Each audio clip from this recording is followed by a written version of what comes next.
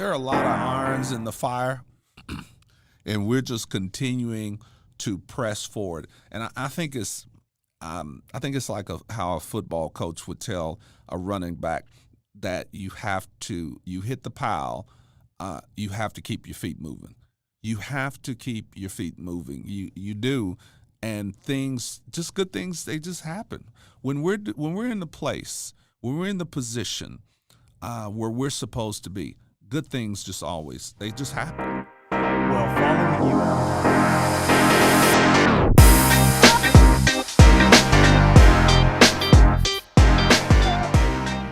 During the COVID-19 pandemic, people all across our nation got to see organizations stand up and serve their communities and their fellow citizens in ways that likely had not been seen in generations. It was an honor here in Oklahoma City to have had the opportunity to witness some of those organizations stand up and serve. And speaking of honors, it's an honor to have the leader of one of those organizations here on the Thousand Stories podcast today. Pastor Derrick Scobey is here from Ebenezer Baptist Church in Northeast Oklahoma City. And they are a true example of a group of people who saw a need and decided to stand up and do something about it. So thank you, Pastor Scobey, for being here and joining me today. It is truly a pleasure to not only have you here today, but also to consider you a friend and a partner in the work that we do. I would love to have you take a moment and introduce yourself, maybe more than a moment. There is depth to you and your background personally that I think brings you to the work that you do and is part of the reason that you are such a dedicated public servant. So I would love for you to introduce yourself to the listeners. Well, first of all, thank you, Director Brown, for the invitation to come and be here with you, my friend, and to be able to share with your listening audience.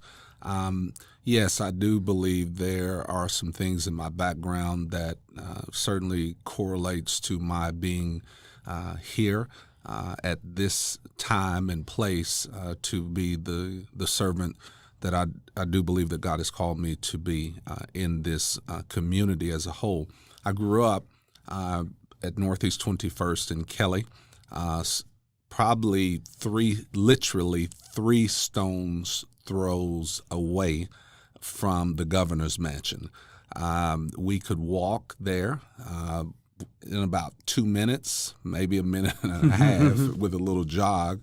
We would often go through a little trail behind the governor's mansion, and we would watch the helicopter that would land and take off there. I don't think you can walk through that trail anymore, but just fond memories of being right around in this area. I've never been in this building, the Sequoia building, but I would be around in this area just a lot growing up.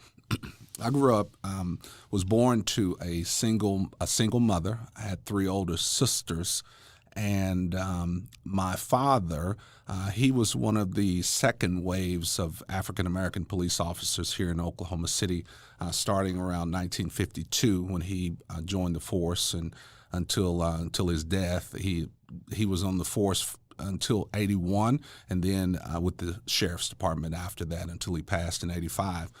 But again, single mother. My father, he was married to another woman. I was a hidden secret until the night before he passed, December 27th, 1985. We grew up on welfare and food stamps. I've shared this story a couple of times, even in your presence, and I've only had one person know what I was talking about with these 3 hole punches per month on the welfare prescription card. That's what we were allocated. $218 welfare for my mother and I, $120 in food stamps. Often our gas, our lights would get cut off, our water, but I had the water key so I could go turn the water back on temporarily. But it was rough, no doubt, growing up. But I'm grateful for that, because there also were many people who came alongside of my mother to help. My mother was a chronic asthmatic. She literally really could not work. Toward the end of her life, she was able to receive disability, but it really should have been years before. But she did not have anyone to advocate really on her behalf. But we grew up. There was a strong work ethic that was instilled in us growing up. Although she did not work a traditional job, she worked hard around that house. It was a clean house. Always food was prepared, and she took very good care of us, and she made sure that we had a strong work ethic, and I thank God for that. I graduated high school in 1985 from Douglas High School. I went to Northwest Classen for about a year, but graduated Douglas, and shortly after that worked a little bit here, actually on the Northeast side, and then I went to Central State University, which we know now as UCO. Fast forward to probably around 88, 89, I started a business. I was in the jewelry business. Did that for several years. And then I got into the car business. So I was a salesman for many years, and was pretty good at it. I can see that. I promise. I was always the top salesman, absolutely. and then that was started in '94. In '96, I came to faith in Christ. Shortly thereafter, about 2 weeks later, the Lord took me to Dallas, Texas. I was not planning on moving to Dallas, Texas, but there I was in Dallas. I joined a church down there and really kind of came up in the faith there. Went to work at a dealership called Leadership Ford. It was owned by a guy named Alan Lukehart, who was born and raised here in Oklahoma City.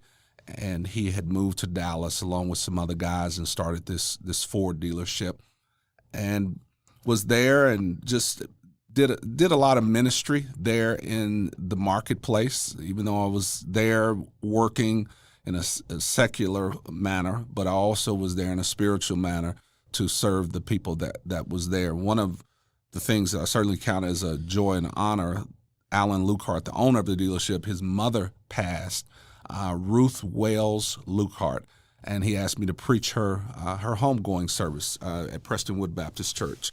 And so was there for several years, actually almost a decade, really a decade. And then Alan, he sold the dealership to Troy Aikman. Troy Aikman came in shortly after. Alan, he went home. He just retired. And Troy asked me to move from sales. Now, I was a guy who would sell 25, 30 cars a month, sometimes 35 or so. He asked me to move from sales to a used car director position. It was certainly an honor for, at that point in time, a future Hall of Fame quarterback, an Oklahoma, not native, but almost native, to ask me to do that. And I took that challenge, did very well with that. And a few years later, I actually started a church in McKinney, Texas. So I was in McKinney at this point in time, and I planted a church in McKinney, Texas. Went to work for a guy who had a large company there in McKinney. He had about 100 employees, asked me to oversee the operations of that company. I did that while I was pastoring. He also forced me to go through Leadership McKinney. I had no desire to do it, but he pushed me to do it, and it was one of the best decisions ever. Because there I met a dear friend. He's from Oklahoma originally. His name is Chris Stoll. He was the executive pastor at the First Baptist Church of McKinney. a 5,000 member. I like to talk in the context I like to talk in at different points. I will say African American, different points Caucasian. So I'm going to say now a 5,000 member, primarily Caucasian Southern Baptist church, about 97%. And they asked me, he and the lead pastor, Dr. Richard Mark Lee, asked me to come and preach there just on a Sunday morning at both of their services. I did that. Shortly thereafter, they asked, would me and my congregation consider moving on the campus of First Baptist McKinney? We talked about that, prayed about that. We did. The church had exponential growth. We were probably about an 80% African-American church, 15% Caucasian, 5% other. We moved on the campus as an autonomous church, and the numbers inverted to about an 80% Caucasian church, 15% African-American, 5% others, and had exponential growth, grew from about 100 folks to about 700 within a year. And also within that year, they asked, First Baptist asked, would I consider coming on staff as the first African-American senior teaching pastor in their 140-year history, and then to merge with them. We prayed about it. We talked about that. And over a period of about 90 days, that's what we did. And I just, there in McKinney, learned so much. We would once a year, we would take about 400 to 600 people from First Baptist to the east side of McKinney, which the east side of McKinney looked a lot like the east side of Oklahoma City, the northeast side of Oklahoma City. And we would go over and we would do these massive cleanup projects, and we would do home rehab and things of that nature. And just, I think I always had a servant's heart, but I really found my niche there at First Baptist McKinney. So that was sort of your first experience in these sort of big community service projects. No doubt. Yep. That was it right there in McKinney, Texas. So that's it. And then 6 years ago, came back to Oklahoma City to pastor I didn't come back to pastor the Ebenezer Baptist Church. I came back with hopes to pastor the Ebenezer Baptist Church, but I was going to plant a church regardless. But it worked out to where I became the pastor at Ebenezer. Fantastic, and that's where we pick up the story. I was in a meeting with you, I don't know, a month or so ago at Ebenezer Baptist Church. We broke bread together and we had a conversation with about 15 other people. And you started talking about this concept of your yes being on the table. Mm-hmm. I've used that term in the last month probably a dozen times. And every time I use it, I always give you credit. I always say that's Pastor Scobey's term. But you spoke passionately about this concept of being available for your community and as a partner whenever somebody comes to you. And that was really, it struck me. And I know that it struck the other people in the meeting because I've actually had a few of those people reach out to me and say something subsequent to it. So I would love to understand from your perspective what your yes being on the table means. Well, thank you for that. And let me try to expound on that a little bit more. My yes being on the table certainly is my yes being on the table for God and anything I sense Him leading me to do. What my yes is not on the table for always would be for people trying to lead me to what they want me to do, because we do have a lot of people that come to us about a lot of things, and I am the type of person. This is the picture that I paint often. If you are sitting on the front porch in your rocking chair drinking lemonade, and I'm not talking about you're 80 years old, you're just sitting there relaxing, and you want me to do all the work for you, it ain't gonna happen. I know I said ain't. It makes for good emphasis. Incorrect. But it's just that's not going to happen. We live in a world where often people want you to do everything for them, and I'm not going to do it. But when I sense the Lord leading me to do something, well, He knows my yes is just on the table. Whatever it is, and if I know that He's calling for me to do that, I'm going to do it. That's just, it's no ifs and buts about it. So I think this yes being on the table through this pandemic really started back in I would say June or no, actually more like April. We did a cheeseburger basket giveaway. We raised I don't know, maybe $2,000, and we took it to Jeff at Geronimo's bakery, and we say bakery. They bake I've been to donuts, Geronimo's, but the cheeseburgers and the ham and cheese sandwiches, yeah, they've been around a long time, actually 50 plus years. But we took that over there and just said, hey, we're going to put something out, and anyone that comes and they want a cheeseburger basket, if you'll just take it out of these funds. One day, a day and a half, that was gone. Then we had a retired nurse that had reached out to me. She does not live here, and she said, hey, great job with, basically what she was saying is, great job with the greasy cheeseburgers, but can you lead an effort for a healthy food giveaway? And she said, if so, she said, I will donate the first $5,000 to it. And, we said yes. And we connected with Crest. They really, in essence, donated, just gave us a deep discount on a lot of the food.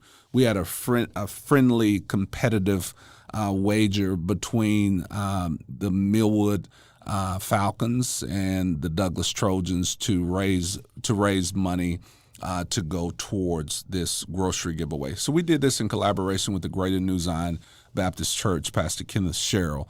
I believe that was somewhere in the early part of April of 2020. We were able to give out 5 bags of groceries to 284 families. And then we were contacted by a pastor in Chicago, Illinois, John Harrell, who works very closely with World Vision. And he was telling us about this USDA Farmers to Food Box program, and he connected us with Reed Slattery, who's the national director for the U.S. programs of World Vision. And he was telling us about all these trucks that were going to come to Oklahoma City, to Ebenezer, and all the things we'd be able to do. And it sounded almost unbelievable, but within about 2 to 3 weeks, those trucks started coming. And throughout the pandemic, we were able to distribute some $3.5 billion worth of food, not just to the northeast quadrant of Oklahoma City, but really certainly our county as a whole. But then also we would take about once a month a trailer load of food down to Clearview, Oklahoma, which Clearview is one of the original 13 black towns, and most of those black towns are in that area. There's another in Tatum, Oklahoma.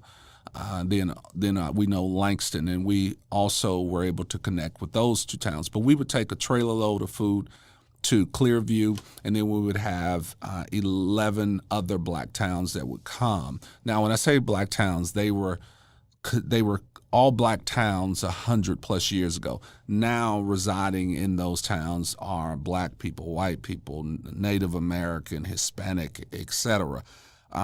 But most of those towns are very impoverished.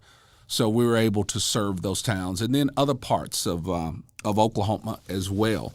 But then, so the yes was on the table there, and we were receiving 3 trailer loads, 53-foot trailer loads of food, which is about 1,100 plus boxes per trailer. So typically in a week's time, we would receive 3,300 plus boxes of food, get those distributed. It takes a lot of finance to do it, because you have to advertise for people to know that you have this. And then we would deliver food to other areas of Oklahoma as well, and then renting forklifts and all type of things of that nature.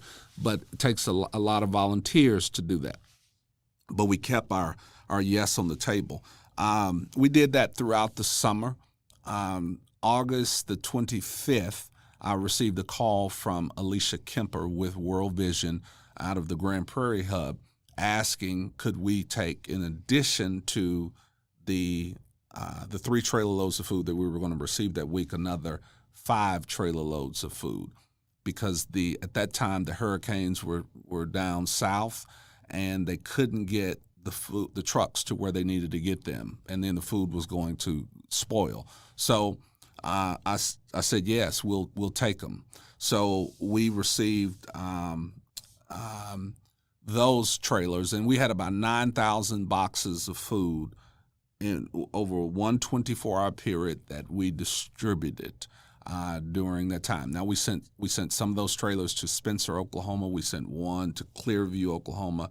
Several, obviously, to Ebenezer. We sent one to Ardmore, Oklahoma. So we distributed a lot of food to a lot of people over that time. And then about a week later, I received a call from Reed Slattery, the national director, asking would I like for him to send us a trailer load of home furniture and home furnishings. I didn't understand what it was. I mean, that's a simple statement to make. It sounds clear enough, but a 53-foot trailer of furniture and home furnishings, I don't understand this. And I said yes. It was coming from Seattle, Fife, Washington, right outside of Seattle. So he sent that about 4 or 5 days later, and it was probably $125,000 to $150,000 worth of home furniture and home furnishings. There were 20,000 pairs of Bombas socks. So I mean, if you figure $2 a pair, it's $40,000 in socks. But then you had sofas and love seats and dining room tables and just all sorts of things, air fryers, and we were able to distribute those items to the community as a whole. And when I say the community, I don't mean just the Northeast Oklahoma City community. We've had some people that have said things. Again, I'm just very transparent. The only way I know how to be. We've had some people that have said throughout the pandemic that it should have just, because we're here on the Northeast side in an African American context, cultural context as our church, that it should have just been for Black people. Well, that's just the most ridiculous, foolish thing I've ever heard. And I've heard several people say that. But 2 things. One, if I look at it from a biblical standpoint, it would be to help all. It would be to help all. But then also, because of our partnership with World Vision, there's 2 key words there: world vision. So we and this is just who we are, to serve everyone. So we were able to do that, and then Reed and Quincy Walker, who oversees the site in Grand Prairie, and a couple of others from World Vision came to do a site visit, and it was during the ice storm, and we had a giveaway during the ice storm. We got a call from I won't even go into who, but I got a call, and they just said we have a trailer of food, and where we were sending it, they're closed because of the ice. And we sent it somewhere else about 2 hours north of Oklahoma City. It's closed because of the ice. Can you all take it? Our yes was on the table. We said yes. We received the food in an ice storm. Now, the ice was already on the ground. It wasn't any more falling. But we were able to distribute that food in about 3 hours. I asked them, I said, when is it coming? They said in about 30 minutes. And we received it, and we were able to get it distributed. Now, representatives from World Vision, they were here at that time. So they really kind of got a chance to see us in action. And it was just phenomenal to see all that happened there. So that was the last week of October, and at that time, we opened the church I spoke to Chief Gorley, and we discussed using Ebenezer as an emergency shelter. So we opened the church. We had about 100 people cycle through, and we had people from our church that actually was there. Lieutenant Colonel Ben Walker and his wife Danielle, they stayed there all week long. I stayed there all week long in order for us to provide breakfast, lunch, and dinner for the people who were there in the church. I mean, it was really something to see. And then at that same time, we received notice. I'd gotten a call from a reporter in England who wanted to interview one of our church members. And so as I talked to him, I figured out what it was, and I let him know. I said, hey, I talked to her, and I said, hey, she doesn't want to talk to you because she has figured out this was a big joke.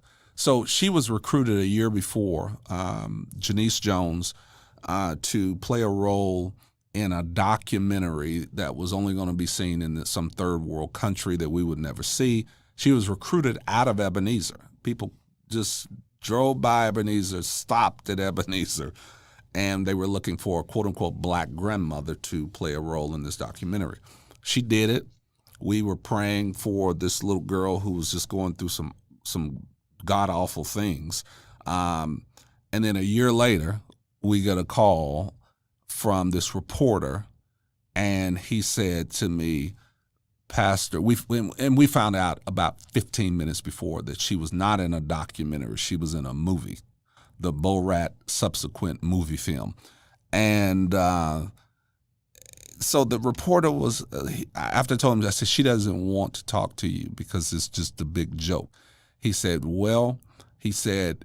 I don't know if you have Twitter, he said, but she's trending on Twitter. And he said, you might want to look. He said, people, they are calling her a hero because there's no person that has ever gone through one of these movies of Sacha Baron Cohen's who have come out, smelling like a rose. I'll just say that. But she did. Mm-hmm. She did just because of her moral fiber and who she is as a person. And so all this is going on during this ice storm. We're at the church. Janice is there at the church. Several other church members are there. And about, 100 people in and out. So Sacha Baron Cohen, he calls Janice. So we go into this other area because there was so much noise going on. So we're talking to him. We're talking to his producer, and just kind of sharing. He was sharing his apologies for not letting her know.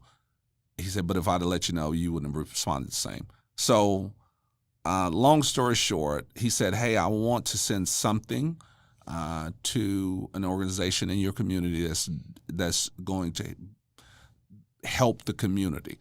And she said, he said, "I heard you have an ice storm." So she said, "Well, the organization that I know that's helping the community is my church, which we're an organism." But I talked to him for probably about 5 minutes, and I let him know what we were doing at that very moment inside of the church with the people. And then I did a video, and I sent it to him. And then that night, his executive producer, she called me, and she said, "Hey, he was going to send $10,000 to just to help." She said, "But when he saw the video, he decided he was going to send $100,000." And that was a big story that Carla Hinton and others had wrote about Channel 4 about that. But that really put us in a position to even do more than what we had been doing. But our yes kept it just stayed there on the table. Throughout December, we had this simultaneous food box giveaway at Ebenezer, one in Wellston, one at Quill Springs Baptist. You came and served with us at that time. Governor Stitt came and served with us, and just several others. And we were able, I think we had about 5,000 food boxes, and then we had a couple of trailer loads of furniture and home furnishings and things of that nature. December, we had a Hope Center that was behind us, and then we had a Hope Center there at Ebenezer that I think probably just a month before you and I had met and talked about some other things, but then some way we started talking about having a Hope Center there at the church, and we did that, and then we approached you about a basketball court and playground back behind the church on the Ebenezer property through some CARES Act funding to be there for those kids. I just left the church, and literally there were about 40 kids out there playing there on that playground and the basketball court.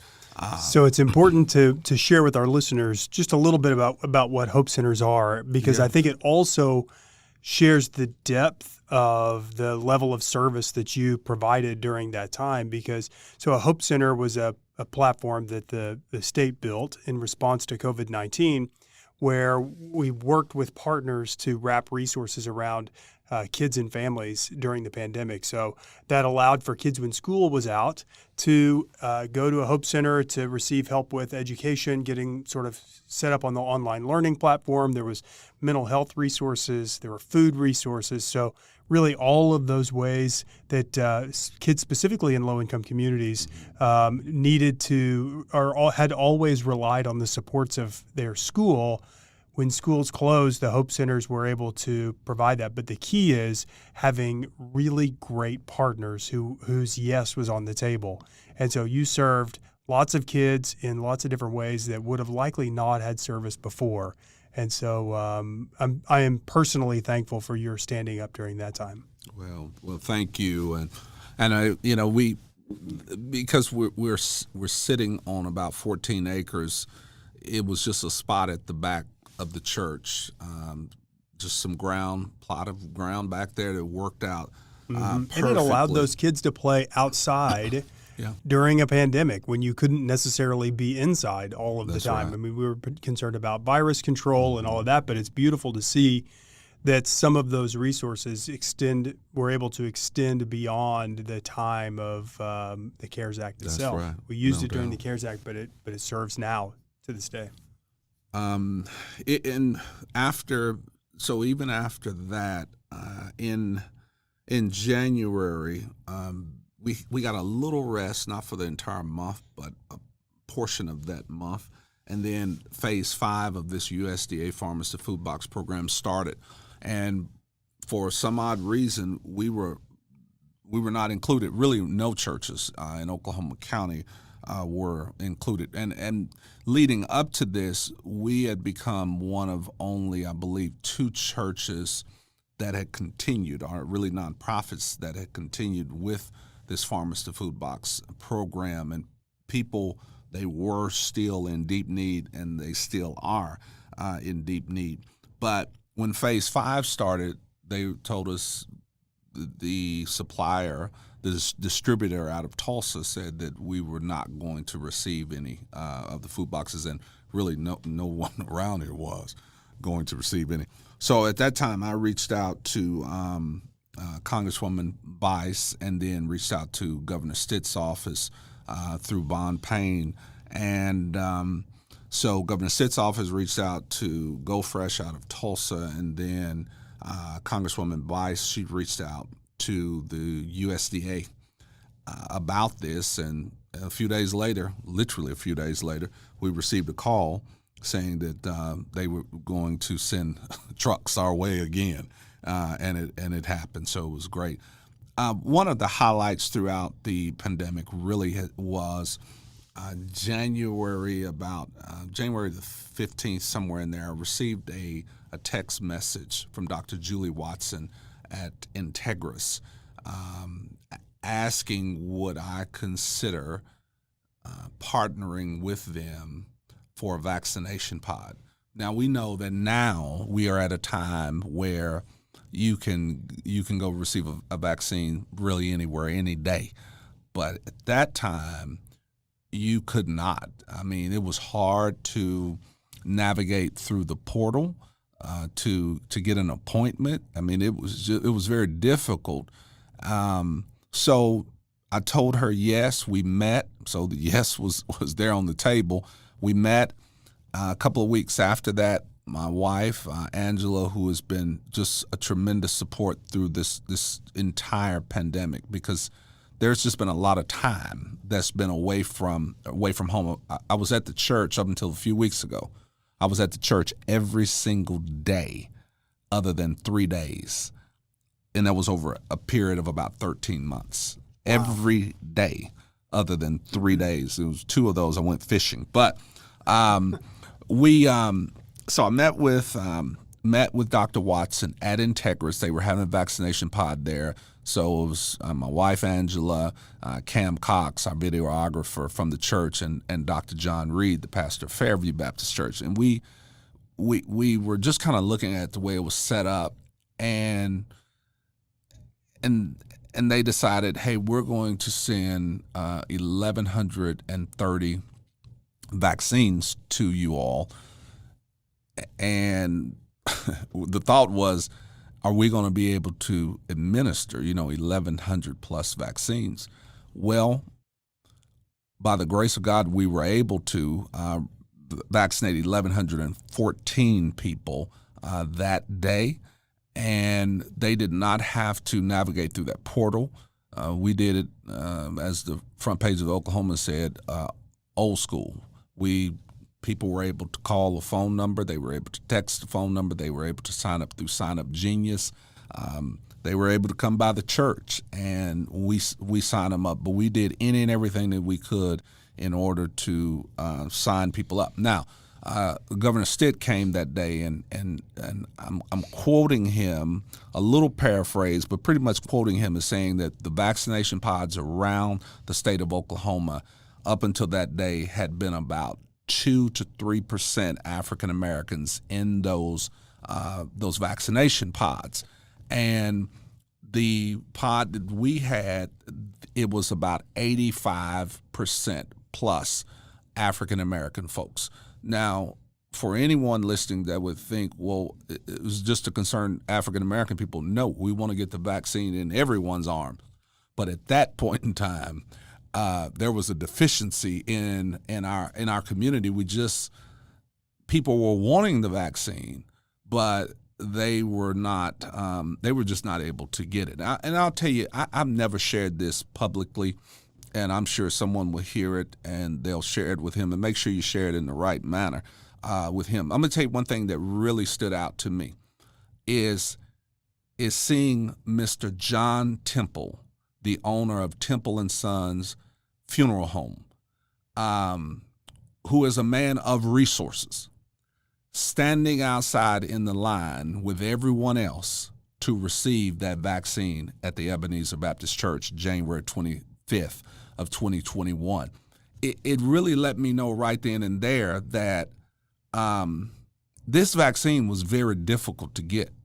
Now, I don't care who you were or who, at that time, who you were. It was just difficult to get. And we were able to bring the vaccine right there to the Northeast community and vaccinate 1,114 people. And then subsequently, 3 weeks later, we were scheduled to have the second dose. But then we had the terrible snowstorm, and we had to postpone it about a week out. And then we decided, not we, it was Oklahoma City County Health Department, but it was a great idea. Kara Gluck and her and Blaine Bolden had decided and they talked to me about it and asked my thought, and I thought it was a great idea to have the second shot pod at Douglas along with a first shot pod that was taking place at Douglas because it was a larger space. I mean, we did the best we could do with the space that we had. Again, 1,100 some odd people in one day, and that's not counting all the volunteers because it was about 100 plus volunteers. But we were able to serve a lot of people in a wonderful manner that time. February the 8th, we were offered a truck, trailer load of food, and they said that we would receive it February the 11th.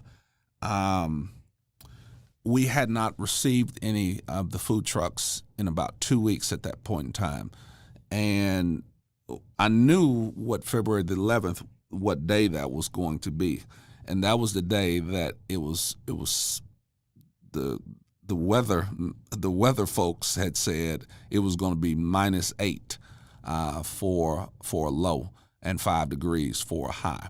So we could have said no, that we're not going to take the truck that day under those severe weather conditions. But we went ahead and put our yes on the table. Our yes was on the table a few days before that when we took at 9:30 at night about 200 boxes of food to a nursing home out southwest who had a plumbing issue, and they had no food in the nursing home.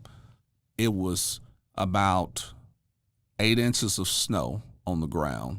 We loaded up trailers, and we took it to the nursing home at 9:30 at night. Yes was on the table.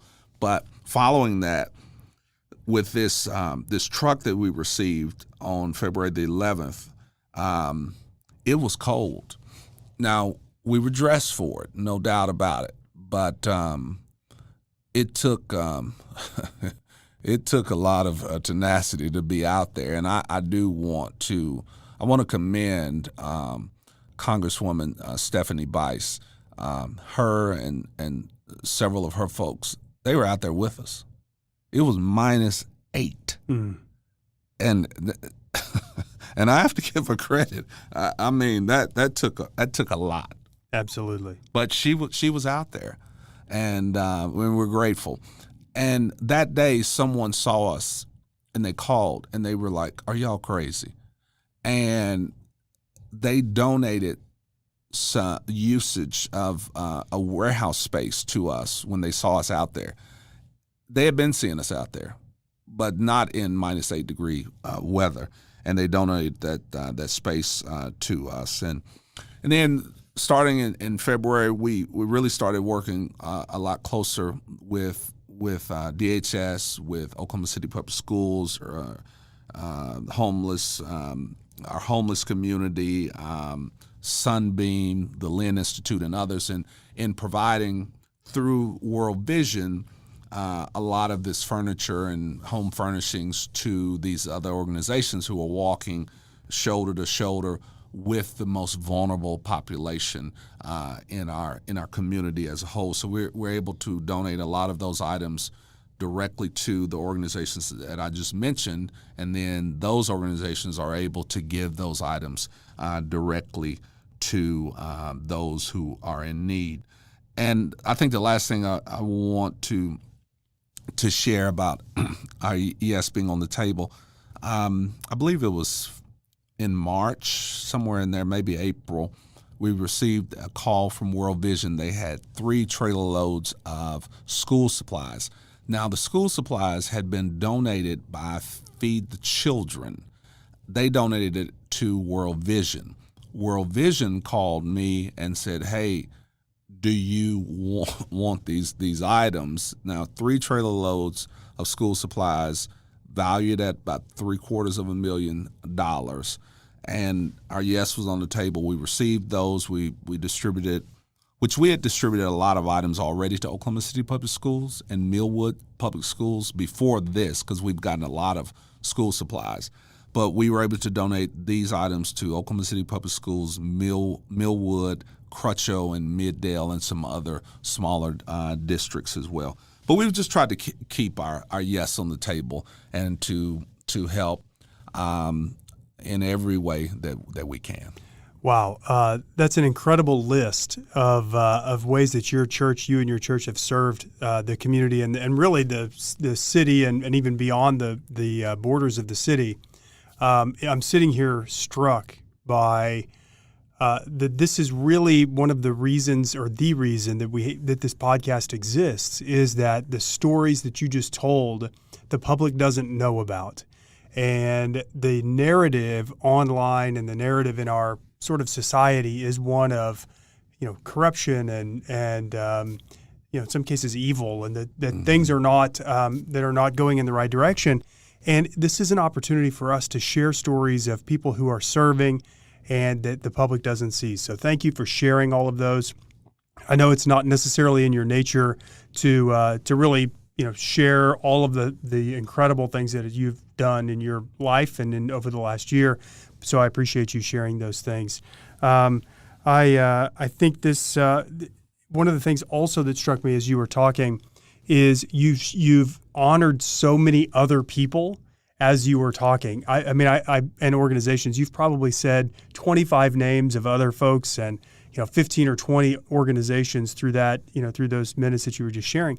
And to me, it highlighted the need for all of us to build relationship and to build partnerships with one another. And I would love to know just your thoughts generally on the value of partnerships in all of this work. And you've already highlighted a lot, but if there are other partnerships that come to mind. Well, thank you for. I need to highlight a few more. Pastor Christine Bird, she has really been my right-hand person, out there on that parking lot in the warehouse.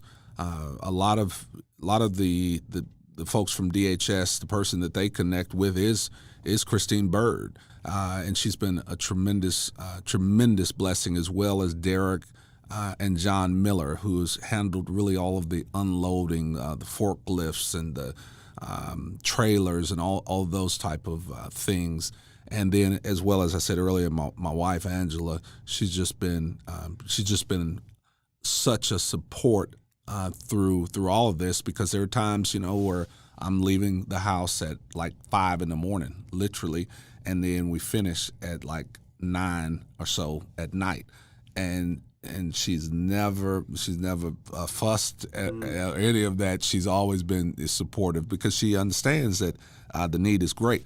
But the collaborative efforts, you can't do it alone.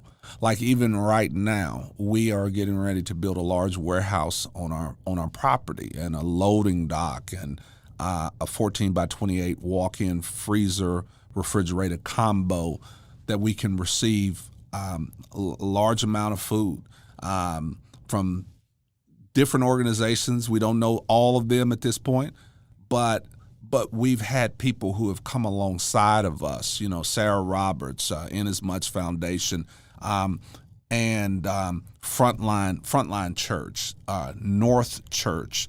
There have been so many that have come alongside of us to help us in what we're doing.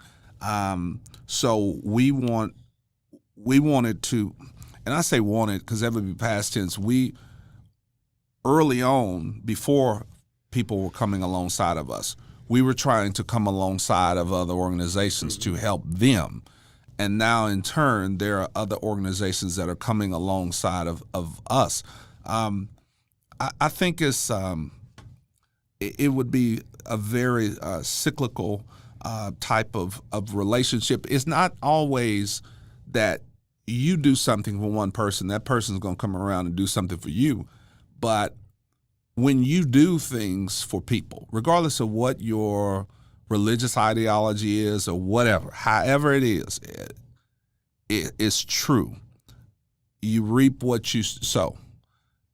I mean, and that's, sometimes we like to say that in a negative way. No, it's in positive ways, and Zig Ziglar, the greatest motivational speaker that ever lived, would often say, if you help enough people in life get what they want, you will always get what you want in life. But if you look at it from a Christian standpoint, give, and it shall be given unto you, good measure, pressed down, shaken together. I mean, so however you look at it, some people, they call it karma, all type of, whatever way you look at it, it all equates to the same. What you do has a way of coming back. Cast your bread upon the water, and after many days it will return unto you. And the late Dr. W.K. Jackson of the St. John Baptist Church, he would often say, and sometimes God will put a little butter, not sometimes, he would say God will put a little butter on that bread when it's coming back to you. So, but the reason that we've done the things that we've done is because the need has been great. We know it's a call from God to do it. The need has been great. And then we have seen where others have come alongside of us to say, hey, let us help you with what you're trying to do with the community outreach component. So you have to have those relationships. I shared right now we're hosting children in a summer program that is with OKYLP that's right behind us, and they're utilizing some of the church's space. And I was sharing with the kids this morning of how in life you have to learn to work together. You have to learn to collaborate. Even if you don't have the best relationship with someone, you have to figure out a way to work together for the greater good of mankind. So, fantastic. I tell you, as you were talking about the construction of the warehouse on your site there at the church, I really started thinking about, I can't think of other churches, other faith-based partners that we have that have that same level of commitment, that you're actually building something on your site to serve your community, and that's the exclusive reason for it. And to me, it is such a great illustration of the fact that the future for your church is, and for you and for your community, is bright because you have a servant like you, a church like Ebenezer Baptist Church, and the support of your deacons and your trustees. Right. And I mean, it's not one person that serves in these organizations. It is so many. And so I would love your sort of summary on what the future looks like for Ebenezer Baptist Church. You stood up in the pandemic in a time of great need. There is continued need in the community.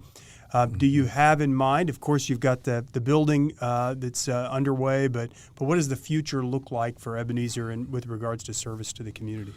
Well, so even before the pandemic, we were serving, serving in a deep manner, and we have served, I believe, with a spirit of excellence throughout this season that we've been in, and although I don't know exactly what's in front of us, I've just put our yes on the table with this building, with this, now again, 28 feet by 14 feet walk-in freezer cooler combo and a loading dock.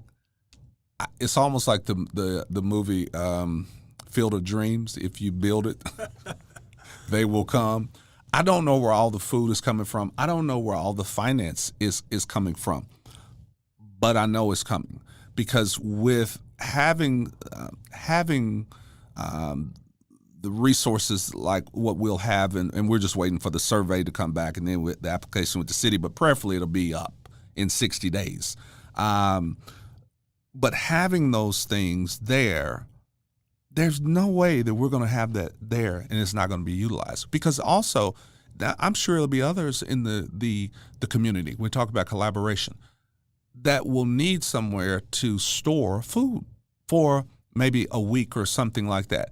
Guess what? I mean, we're gonna be there to say, okay, because I believe we'll have enough space for that. But I don't know exactly what it all looks like. Our relationship with World Vision, that's intact. We'll continue to receive the trailer loads of furniture and home furnishing and things of that nature. All those things are brand new items, and we'll be able to serve the community with those things. The Farmers to Food Box program has ended.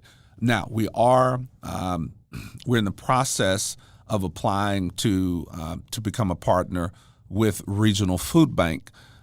So hopefully we'll be able to receive on a monthly or twice a month, even hopefully it'll be that, with them to receive food that we can distribute to the community as a whole. So they're the Needs Foundation. We're connected with the Needs Foundation, who's been providing food to us on top of what we've received from the Farmers to Food Box program for the last 3 or 4 months. So there are a lot of irons in the fire, and we're just continuing to press forward. And I think it's like how a football coach would tell a running back that you hit the pile, you have to keep your feet moving. You have to keep your feet moving. You do. And good things, they just happen. When we're in the place, when we're in the position where we're supposed to be, good things they just happen. Well, following you online, I can tell your feet are always moving. So for those of you who are listening that want to follow Pastor Derrick Scobey and see the incredible work happening at Ebenezer Baptist Church, he's all over Facebook, Twitter, and so just take a look and find him out there. We'll put links in the body of the podcast here, so you can find him there. Is there anything you would like to say in closing? Yeah, you did mention our church membership as a whole, the deacons, the trustees, our leadership, who have certainly supported all of these efforts over this last year.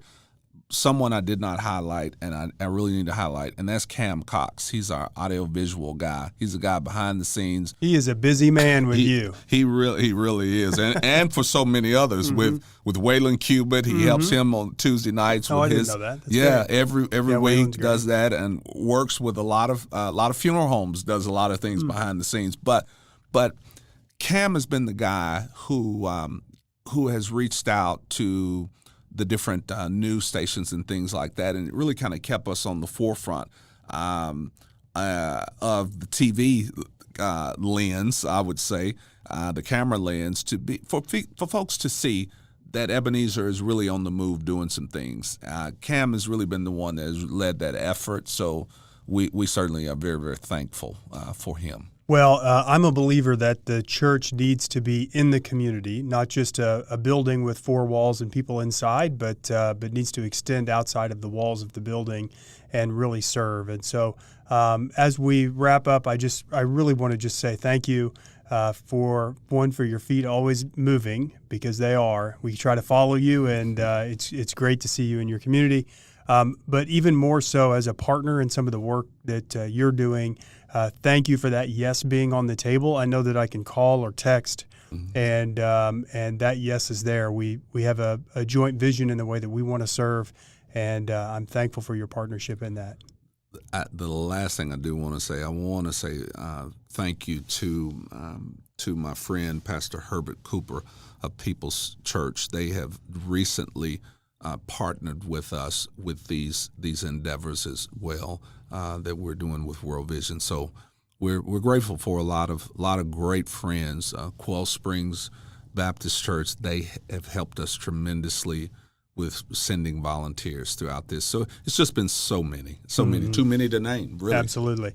I think that's a great way to end it, because I do believe that for every bad story you see online, there are 1,000 incredible stories that are actually happening in our communities if you'll just look for them. So, Pastor Scobey, it has been great to be with you. Thank you for your time today, and thank you for joining us on the 1,000 Stories podcast. Thank you.